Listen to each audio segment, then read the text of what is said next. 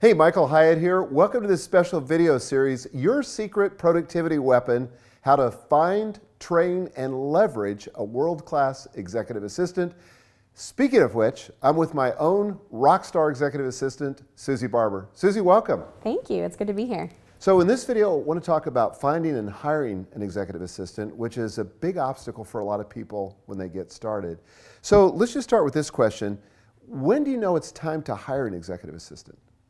Well, first of all, I think I am a believer that everyone and their mom needs to have an executive assistant. So we can just stop talking right now. If you think you need one, get one. Absolutely. No, but I would say probably the biggest indicator is when you are ending your workday feeling like you didn't work on what mattered most, feeling overwhelmed, feeling like you already have too much on your list for tomorrow. And especially when you know there's things on your list that you've been doing that you don't need to be doing, it's definitely time to think about it. I liked your first comment about if you think you need one, you probably do. You probably needed one a year ago if you think you need one. So a lot of people get stuck thinking they've got to hire somebody full-time, and because of that, they never get to it. Do they have to hire full-time? No, absolutely not. So that was a common belief back in the day, that you needed to have a secretary who started with you in the beginning of your career and worked with you until you retired and they worked full-time. But today, it's not the case. There's so many avenues to have people work as little as 5 hours a week for you as an EA. Yeah, that's shocking. I was telling you before we got on this recording that I was talking with a lady last night, and I suggested to her that she start with 5 hours a week. She didn't even know that was a possibility. Right, yeah, it is. Suddenly, it became possible for her to hire an executive assistant. Yeah. How do you decide what to delegate to an executive assistant? So you talk a lot in our company, Michael, about the Freedom Compass, and you have a great tool for that where you talk about the desire zone. So essentially, we want all entrepreneurs and executives to be working in their desire zone. So that means that they are doing things that they love, truly love, and that they're really good at, not just that they enjoy, but that also they are awesome at. And so pretty much everything else, if it's not in that zone, can be delegated to someone, and most of it can go to your EA. So I always just recommend doing an activity inventory of what you're doing and looking at things that you think can be delegated, and usually there's a lot. That's a great suggestion. Right. What about how much time this is going to take? How do you determine how many hours you need to hire an EA for? Sure. So I think if you're unsure, don't get hung up on it is the first thing that I would say. I think if you're unsure, just start small. Start with 5 hours, start with 10 hours a week, but in that case, hire somebody that has room to grow with you in case you do need more.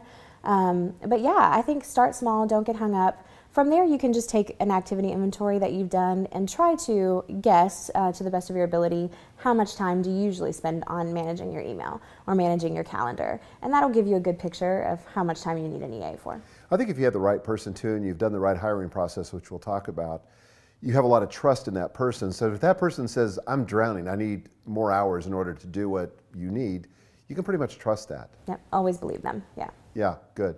So where do you find these people, these rock star executive assistants? Where do you get them? Sure. So I think they're actually in more places than you would imagine. I think it's really easy sometimes to just go out to your tribe on social media and just say, hey, I'm looking to hire somebody. Is anybody interested? And put people through an application process.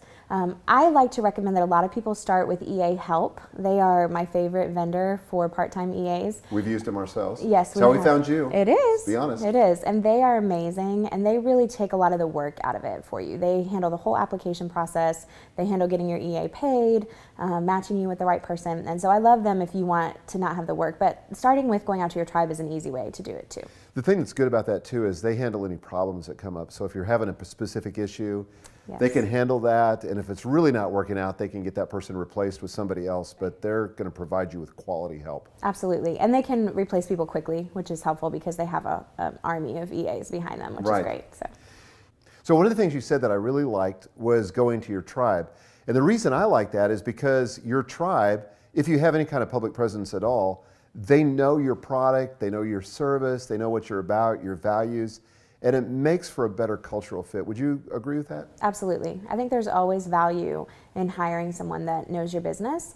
I know a lot of entrepreneurs and executives who are fearful that they're going to hire someone who's a fan and who's going to be kind of just wanting to get close to them. And especially if you're a high profile person at all, or you have a public image, that is a valid concern. But I would say don't confuse motives, with someone just being familiar with your brand and your product. That's an awesome advantage. It is, and we've done that consistently in our company, and it's been a huge help. Huge, yeah. So one of the things we believe in our company is the importance of getting crystal clear on the job description, because how will you recognize the person you're looking for unless you know what you're looking for? So could you talk just a little bit about the role of the job description and why we start there? For sure. So I think exactly what you said. You just need to have a picture of what you're looking for. And with all of the steps that we're talking about here today, it's important not to get hung up and not to move forward because you're afraid that a job description is too hard to put together. Just take an hour, not even that, and write down a one-page document, really simple, of what you want your EA to do. And we actually have some templates available that you can use that show the job descriptions we've used to hire executive assistants with our company. Yes, and in fact, on this page with the video, people will be able to click on the link and download a document that they can modify to their heart's content and have a job description. There you go. You're done. Yeah, make it really easy. Yeah. In general, what are some of the characteristics you look for when you're hiring an executive assistant? Sure. So I think, first of all, hiring an executive assistant can be a little nuanced because obviously what you need in them is going to change based on what your position is particularly. So you may need someone who has more accounting experience or more experience booking travel. So you'll know some more on those specifics for what you need. But universally, there's a few things that I think you must look for. I would say probably the top two to think through initially are communication skills are absolutely important. Any good EA is going to need to be able to write well, communicate well in writing, as well as in person and on the phone. And I think technology is such a huge piece today. So they don't need to know every program that you have, but they need to be a quick learner. They need to be what I like to call technology savvy, open to learning new things. So I think that's important. And my favorite thing to talk about when we talk about hiring EAs, everyone always asks me, what's the top quality to look for? And the thing I suggest for that is called servant-hearted leadership. And what I mean by that is you want someone who is humble and who is joyfully willing to help you with even the smallest tasks. So I have no problem grabbing coffee. I have no problem picking up your dry cleaning. I don't think there's anything wrong with any of that. And so you want someone who's joyfully willing to just help you with small menial tasks. But you also want someone who can make decisions on your behalf, who can speak to your team on your behalf, who can run a meeting for you if you need them to, and that requires leadership. So finding someone who can bounce back and forth between those kind of tasks is crucial, and I think it's the number one thing you should look for. Well, you are a master at that. Thank you. Yeah, you do a great job at that. One of the things that I love about your written communication skills, and I would really advise entrepreneurs and business leaders to look for this, is somebody that can say no on your behalf, and you do this so well, and make the other person feel like you just said yes. Yeah, that's a great skill to have. Yeah, put a little sugar on it is what we like to call it. So, you're way more gracious than I would be. Thanks, I appreciate that. Yeah, I like when people to get a no and feel like they should say thank you for that no because it was so nice. So. Well, I think most people just are thankful that the person got back to them, even if the answer is no. Sure, responsiveness is huge too. Yeah. Okay, so I want to talk about finding the right fit because at the end of the day, I think most hires don't work because there's a miscalibration on the fit. You know, maybe it's not a cultural fit, maybe it's not the right aptitudes. How do you ensure that there's the right fit, the right set of attributes and skills that match the job requirements? Sure. So I think during the hiring process, it's always really important to just run a background check first and foremost. That's always a wise thing to do. Most people miss that. They do, yeah. It's and simple. Why is that? I think that they just assume meeting with someone that they've got good character and they don't that. They also probably think it's harder to do than it is, but there's so many websites for like $30 where you can run a background check and it's easy to do. And how does that protect you? I think if someone has a criminal history, especially if it is related to maybe fraud or, you want to know that in advance, make a wise decision there. So. Yeah, especially if they're going to be handling any financial information. Yeah, super important. Like one of the things I think a lot of entrepreneurs have difficulty with initially with a executive assistant is turning over a credit card to them or making them make purchases on their behalf. And yet it's absolutely essential. Yeah. And so you've got to have somebody that you trust and that you know is not going to make off with your money. It's important. And a background check is a part of that. A background check is a part of that, yeah. And most of the time, I do want to say it's not a problem. Right. Your EA needs to have a credit card. They need to be able to purchase things on your behalf. But a background check helps protect you from the beginning. One of the things that we also use a lot in our company and that I love to use when hiring EA is different personality and aptitude tests. So we use 3 different assessments at Michael Hyatt and Company that we love, and I think those are always a great idea. The ones that we're using now are the Kolbe A Index, which measures if you put a task in front of someone, how they're going to initiate that task and show up to get it done, and that's really valuable information. And that's Kolbe, K-O-L-B-E. It is. Right? Mm-hmm. Yep, and that's great. We use the Strength Finders assessment too to kind of know what people's top natural strengths are, but also what their bottom strengths are, which is a really good thing to look at. And I have to say too that you don't get all 34 of those strengths with the normal test. Right. If you do Strength Finders, you get your top 5, but if you pay a little bit of money, I think it's about $80. It's not bad, right? Yeah. So then you get all 34 strengths, and it's as important to know the bottom 5 as it is the top 5. Yeah. So definitely. you can keep people out of their weaknesses. Yes, that's so important. Yeah. The last one that we've been using is called the Enneagram training, and we've been using that lately, and it's probably the most powerful tool I've ever used to really learn about people's motivations, and I love that. So. Yeah, part of why I like the Enneagram is that it really explains kind of the fluidity of human personality, how people react in stress and when they're in health, and it just allows you to build a team that's well orchestrated, well rounded, and just a better cultural experience for everybody. Yeah, I love that. I've heard recently that like 8 of the top 10 most biggest companies right now in the world are using personality tests in their hiring process. And so I think it just makes sense. There's a lot of good ones out there. DISC is another one that's good. There's Myers-Briggs, but those are the 3 we've been using. In general, they're just really valuable tools.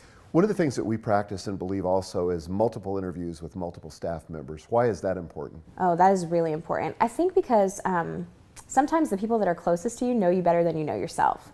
And so in a lot of instances, Michael, I could say to you, like when we've hired someone for our executive team or something, no, you don't need someone who looks like you. You need someone who does this and that. And I think asking someone who works closely with you on your team to interview, they can bring a different perspective and notice things maybe in the candidate that you might not. I also think for entrepreneurs and leaders, it's really valuable to have your spouse interview your EA. Why is that? Because they know you better than anyone. And a good EA will work with both your spouse and you well. Gail is one of my favorite people on the planet. I might like her better than I like you. And so I get that a lot. yeah, everybody says that. So I think it's important to have your spouse work with your EA too. Yeah, I think so too. And I know so many situations where I've had Gail interview somebody, whether it was a senior level executive or an executive assistant. They need to feel safe with that person, and especially an executive assistant that's going to be very involved in your business. Yes. They need to feel like this person is not a threat, they're a team player, they're going to be somebody that's going to be working with us to help us mutually accomplish our goals. Absolutely, yeah. Yeah, good. Yeah. Okay, so once we've selected the winning candidate, then what are some of the steps that we need to take in the hiring process to kind of finalize and put the bow on it? Sure. So if you're in a corporation and you have an HR department, obviously you just want to run that through them and they'll be able to handle it. If you don't, and it's just you, you can use an organization like EA Help and they will do a lot of the work for you at this point, which is wonderful. But if you're doing it on your own, I would say probably the 2 most important things for you to do are to have your EA sign a basic non-disclosure agreement. This is going to protect you. They're going to have a lot of access to confidential information, so that's important. And then I think from there, you've got to think about how you're going to pay them and track their hours efficiently. Wait, we have to pay these people? You do. Yeah. So you have to think about how you're going to track their hours and efficiently pay them. You know, one of the things too that we use that maybe is back one, just part of a step here, is an offer letter. Sure. Yeah, that's great. Yeah, and so why is that important? I think an offer letter clearly communicates expectations from the beginning, and it's also a really great way to show off benefits too. So if you're offering them a job essentially too, so not only are you saying we want you and this is what we're offering, but you're giving them a picture of some of the good stuff too, if you offer health insurance or anything like that. And so we have a template also for people on an offer letter, which makes it very clear, what the compensation is going to be, what the holidays are going to be, Right. any other benefits like health benefits Yeah. or whatever. How many hours they're signing up to work. Yeah, Yeah, it's good. great. Susie, any final tips?